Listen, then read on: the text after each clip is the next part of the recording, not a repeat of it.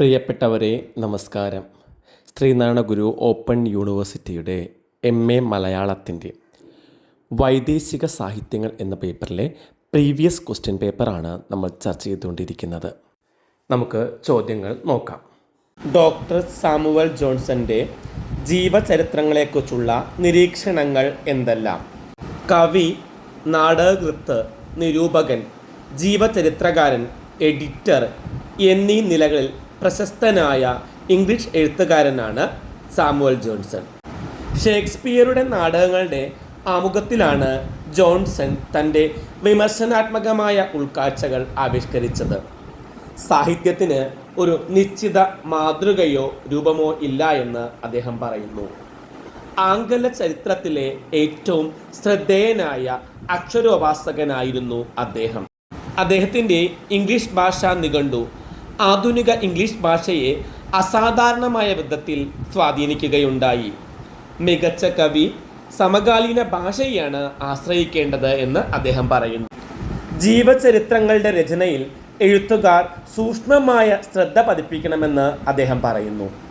ജീവചരിത്രങ്ങളുടെ ലക്ഷ്യം വ്യക്തിയെ പുകഴ്ത്തുകയോ വായനക്കാർക്ക് ഗുണപാഠം നൽകുകയോ ആകരുത് എന്ന് പറയുന്നു. ജീവചരിത്രങ്ങളുടെ ലക്ഷ്യം വ്യക്തിയെ പുകഴ്ത്തുകയോ വായനക്കാർക്ക് ഗുണപാഠം നൽകുകയോ ആകരുത്. വ്യക്തിയെ സത്യസന്ധമായും ദോഷങ്ങൾ മറച്ചുവെക്കാതെയും അവതരിപ്പിക്കുകയാണ് ജീവചരിത്രങ്ങൾ ചെയ്യേണ്ടത്. വ്യക്തിയെ പ്രശംസിക്കുന്ന ജീവചരിത്രങ്ങളെ അദ്ദേഹം വിമർശിക്കുകയുണ്ടായി. ജീവചരിത്രങ്ങൾക്ക് വിഷയമാകേണ്ടത് പ്രശസ്ത വ്യക്തികൾ മാത്രമല്ലെന്നും അപ്രശസ്തരായ ആളുകളുടെ ജീവചരിത്രങ്ങളും രചിക്കേണ്ടതാണ് എന്നും അദ്ദേഹം പറയുന്നു. ഏറ്റവും പ്രഗത്ഭരായ ഇംഗ്ലീഷ് കവികളുടെ ജീവിതം എന്ന കൃതിയിൽ അപ്രശസ്തരായ കവികളെയും അദ്ദേഹം ഉൾപ്പെടുത്തിയിട്ടുണ്ട്. ഒരു വ്യക്തിയുടെ അപ്രസക്തമെന്ന് കരുതുന്ന വിവരങ്ങൾ കൂടി ഉൾപ്പെടുത്തിയാലേ ജീവചരിത്രങ്ങൾക്ക് മിഴിവും പൂർണ്ണതയും വരികയുള്ളൂ എന്ന് അദ്ദേഹം കരുതുന്നു. എന്നാൽ ആത്മകഥാകാരന്മാർ തങ്ങളുടെ ജീവിതത്തെ വളച്ചൊടുക്കാൻ സാധ്യത കുറവാണെന്നും ജോൺസൺ വാദിച്ചു. അടുത്ത ചോദ്യം നോക്കാം. ഷേക്സ്പിയറിനെ കുറിച്ചുള്ള സാമുവൽ ജോൺസന്റെ നിരീക്ഷണങ്ങൾ എന്തെല്ലാം? ഷേക്സ്പിയർക്ക് കലാവാസന കുറവായിരുന്നുവെന്ന് ജോൺസൺ പറയുന്നു. ജൂലിയസ് സീസറിലെ അർത്ഥരഹിതമായ വരികളെക്കുറിച്ച് അദ്ദേഹം എഴുതിയിട്ടുണ്ട്. എഴുതിയ ഒരു വരികളും ഷേക്സ്പിയർ വെട്ടിക്കളയുക പതിവില്ലായിരുന്നു. ഇതിനെക്കുറിച്ച് ജോൺസൺ എഴുതുന്നു, 1000 വരികളെങ്കിലും അദ്ദേഹം വെട്ടിക്കളഞ്ഞിരുന്നുവെങ്കിൽ എത്ര നന്നായിരുന്നു. 1000 വരികളെങ്കിലും അദ്ദേഹം വെട്ടിക്കളഞ്ഞിരുന്നെങ്കിൽ എത്ര നന്നായിരുന്നു എന്നാണ് ജോൺസൺ പറയുന്നത്. ഷേക്സ്പിയർ കുറെ കൂടി ചുരുക്കി എഴുതണമായിരുന്നു എന്നായിരുന്നു അദ്ദേഹത്തിൻ്റെ അഭിപ്രായം. ഷേക്സ്പിയർ സത്യസന്ധനും തുറന്ന സ്വതന്ത്ര പ്രകൃതിയും ഉണ്ടായിരുന്നു. മികച്ച ഭാവനാശാലിയും ധീരമായ ആശയങ്ങൾ പ്രകടിപ്പിക്കുന്നയാളും സുന്ദരമായ പ്രയോഗങ്ങളുടെ ഉടമസ്ഥനുമായിരുന്നു. ഷേക്സ്പിയർ സത്യസന്ധനായിരുന്നു, തുറന്ന സ്വതന്ത്ര പ്രകൃതി ഉണ്ടായിരുന്നു, മികച്ച ഭാവനാശാലിയായിരുന്നു, ധീരമായ ആശയങ്ങൾ പ്രകടിപ്പിച്ചിരുന്നു, സുന്ദരമായ പ്രയോഗങ്ങളുടെ ഉടമസ്ഥനായിരുന്നു എന്നെല്ലാം സാമുവൽ ജോൺസൺ ഷേക്സ്പിയറിനെ കുറിച്ച് പറയുന്നു. ഷേക്സ്പിയർ മരിച്ചപ്പോൾ ജോൺസൺ എഴുതിയതിങ്ങനെ, ഒരു കാലഘട്ടത്തിൻ്റെ എല്ലാ യുഗങ്ങളുടെയും സ്വന്തമാണ് ഷേക്സ്പിയർ. ഒരു കാലഘട്ടത്തിൻ്റെ എല്ലാ യുഗങ്ങളുടെയും സ്വന്തമാണ്. ഷേക്സ്പിയറെ കുറിച്ച് ജോൺസൺ കവിതകളും എഴുതിയിരുന്നു. മധുര ഗായകൻ, യുഗത്തിൻ്റെ ആത്മാവ് എന്നിങ്ങനെയുള്ള വിശേഷണങ്ങളും അദ്ദേഹം നൽകിയിരുന്നു. ഷേക്സ്പിയർ നാടകങ്ങൾക്ക് ജോൺസൺ എഴുതിയ അവതാരികയിൽ നാടകത്തിൻ്റെ ചട്ടക്കൂടിനെ തള്ളിപ്പറയുകയും നാടകം ജീവിതത്തെ പ്രതിഫലിക്കുന്നതായിരിക്കണമെന്ന് വാദിക്കുകയും ചെയ്തു.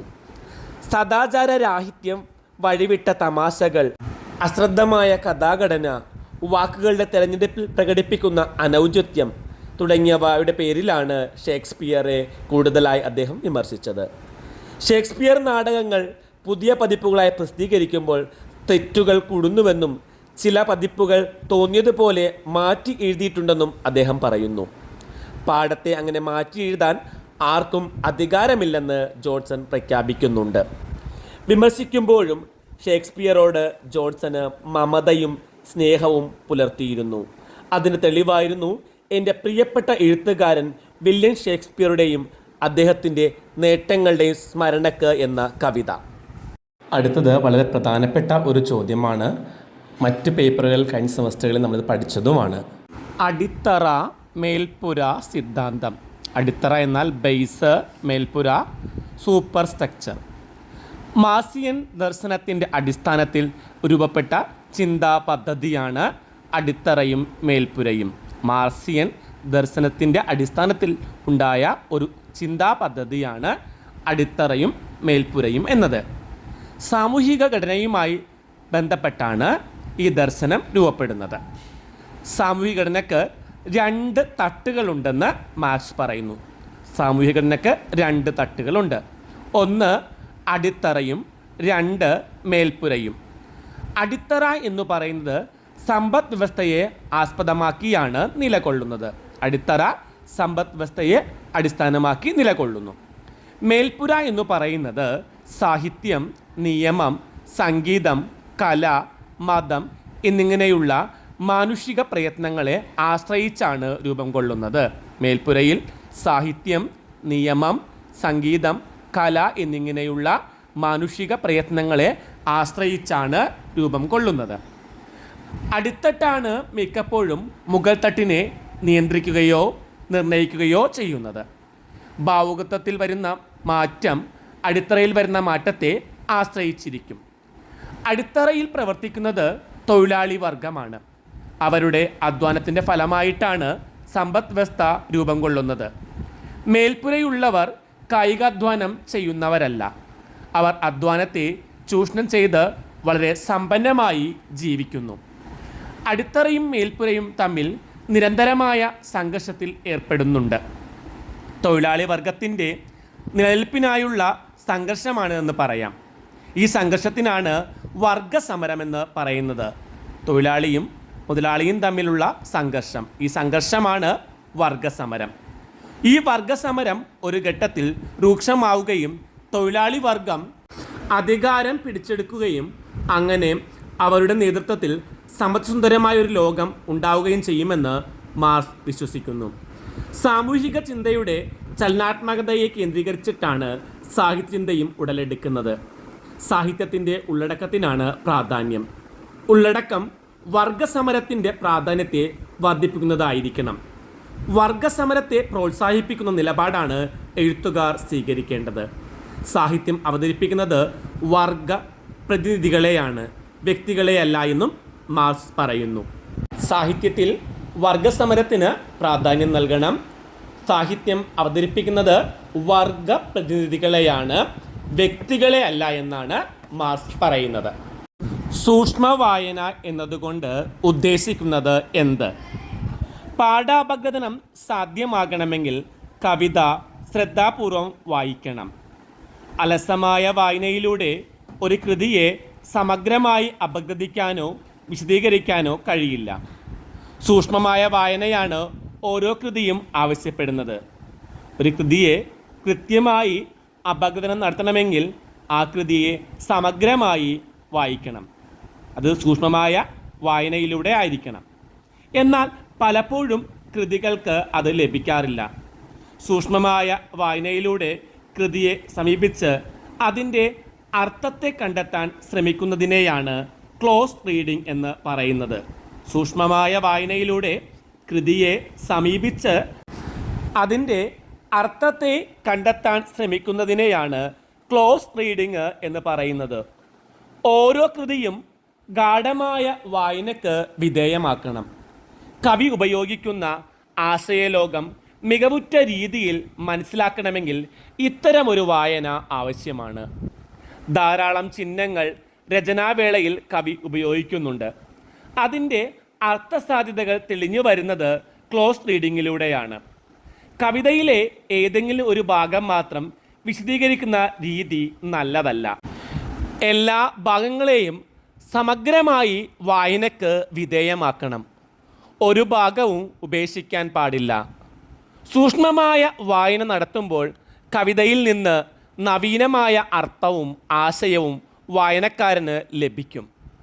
കവിതയുടെ ശക്തിയും ചൈതന്യവും തിരിച്ചറിയുന്നത് സൂക്ഷ്മമായ വായനയിലൂടെയാണ്. കവിതയിൽ ചില വാക്കുകൾക്ക് മാത്രമാണ് ആശയത്തെ അവതരിപ്പിക്കാൻ കഴിയുക എന്ന നിരീക്ഷണത്തോട് നവവിമർശനം യോജിക്കുന്നില്ല. കവിതയിലെ എല്ലാ വാക്കുകൾക്കും അർത്ഥം ഉൽപ്പാദിപ്പിക്കാൻ കഴിയും. കവിതയിലെ എല്ലാ വാക്കുകൾക്കും ഉന്നതമായ അർത്ഥത്തെ പകരാൻ കഴിയും. അത് കണ്ടെത്താൻ നിരൂപകർക്ക് കഴിയണം. ക്ലോസ് റീഡിംഗ് പ്രയോജനപ്പെടുത്തുന്നത് ഇവിടെയാണ്. എന്നാൽ പല വിമർശകരും ഈ രീതിയോട് വിയോജിപ്പ് രേഖപ്പെടുത്തിയിട്ടുണ്ട്. നാരങ്ങ പിഴിഞ്ഞെടുക്കുന്ന രീതിയോടാണ് ഇതിനെ പലരും ഉപമിക്കുന്നത്. കവിതയെ പിഴിഞ്ഞെടുത്ത് അർത്ഥം പുറത്തു കൊണ്ടുവരുന്ന രീതിയോട് പലർക്കും എതിർപ്പുണ്ടായിരുന്നു.